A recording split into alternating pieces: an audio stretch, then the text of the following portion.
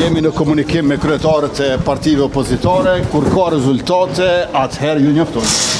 I shkurt në përgjigje ishte edhe gjatë të mërkurës kryeministri Albin Kurti derisa u pyet për çështjen e presidentit. Kësaj teme gjatë ditës u mundua të ikë edhe zëvendës kryeministri i parë Glau Konjufca. I pyeta një herë mos i ka dy dalje.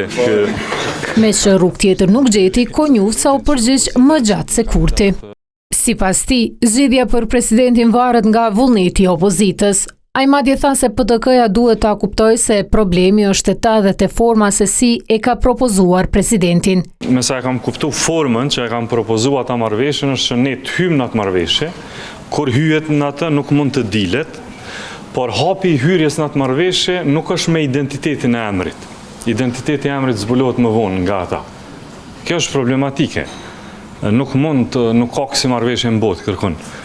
Kështu që çka mund të sqaroj kryeministri Kurti më shumë se sa një takim të sinqert, ku qiten emrat në tavolinë, ku Partia Demokratike duhet të zbuloj emrat para marrëveshjes dhe pastaj të shohim se apo mund të kemi konsensus për ndonjërin prej emrave të tyre. Konjufca, i cili është edhe kandidat zyrtar i vetëvendosjes për president, tha se do ta tërheqë kandidaturën sapo të ketë emër konsensual.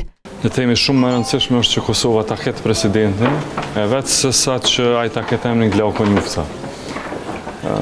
Shumë më rëndësishme është që ta kemi një president. Kjo është e para. Pastaj për emrin mund të pajtohemi, mund ta gjejmë një konsenzus. Ndërkaq, përfaqësuesit opozitar fajin jalojnë partisë në pushtet që deri më tani s'ka një zgjidhje.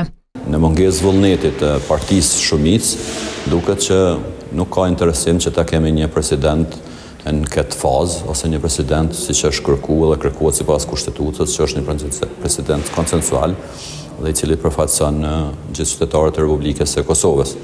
Nëse ka një sistem për president partijak, atë e kemi kundërshtuar dhe kemi thënë që Liga Demokratike e Kosovës nuk dëshiron që të jap Kosovës një president i cili është partijak. Deri tash, së paku publikisht Kurti ka zhvilluar një takim me kryetarin e LDK-s Lumir Abdigjiku. Ndërkaq Partia Demokratike e Kosovës ka refuzuar takime pa një kërkesë të shkruar nga Kurti.